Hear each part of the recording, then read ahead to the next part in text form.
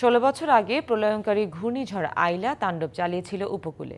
এতদিনে হয়তো অনেক ক্ষতি পুষিয়ে গেছে, কিন্তু ক্ষতচিহ্ন রয়ে গেছে।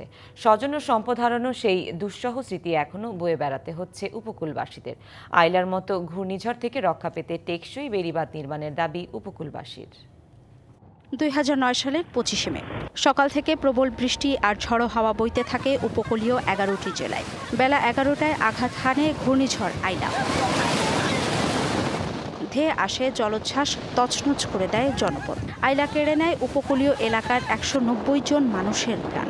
আহত করেছে 7,103 জনকে। ক্ষতিগ্রস্ত হয় 48 লাখ মানুষ।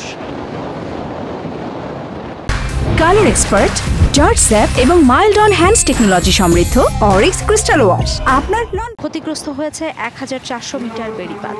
সেই সঙ্গে ভেঙে যায় 5 লক্ষাধিক বসতঘর। নষ্ট হয়েছে 3,50,000 একর জমির ফসল। এ ঝড়ে 16 বছর পার হয়ে গেলেও উপকূলীয় বিভিন্ন এলাকার রাস্তাঘাট, বাড়িঘরে আইলার ক্ষতচিহ্ন এখনো দৃশ্যমান। ওই মুহূর্তে আমি সবকিছু দেখছি নিজে চোখে, যে একটা বন্যা কেমন হয়, কেমন হতে পারে, কেমন ভয়ঙ্কর হতে পারে। ধানের গোলাগুলো, ছাগল, গরু সব ভাইসে চলে যাচ্ছে। কেউ কিছু ধরার মতো মন মানসিকতা নেই।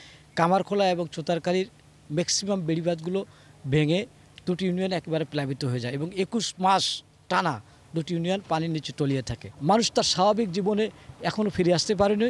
এই আইলার স্মৃতি কিন্তু দাকবের মানুষ এখনও ভুলতে পারেনি।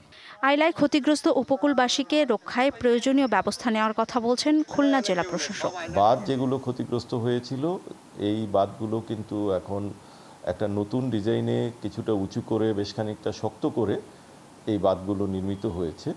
ফলে উপকূলবর্তী জলোচ্ছ্বাস যাই আসুক, খুব বড় আকারে না আসলে বাঁধ কিন্তু আর ভেঙে পড়ছে না।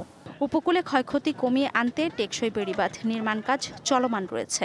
আইলাতে ক্ষতিগ্রস্ত বাঁধ ইতিমধ্যে মেরামত করা হয়েছে। যুগোপযোগী করার জন্য ইতিমধ্যে পল্টন নম্বর 14/1 এটা পুনর্বাসন প্রকল্প চলমান রয়েছে। এই প্রকল্পটা বাস্তবায়ন করা গেলে কয়রার যে ঝুঁকিপূর্ণ জায়গাগুলো রয়েছে এগুলো টেকসই এবং যুগোপযোগী করে গড়ে তুলতে পারব। ঝড় ঝঞ্ঝা সহ প্রাকৃতিক দুর্যোগ থেকে রক্ষায় সুপরিকল্পিত অবকাঠামো গড়ে তোলা হোক উপকূলে, এমন দাবি সবার। DBC news desk.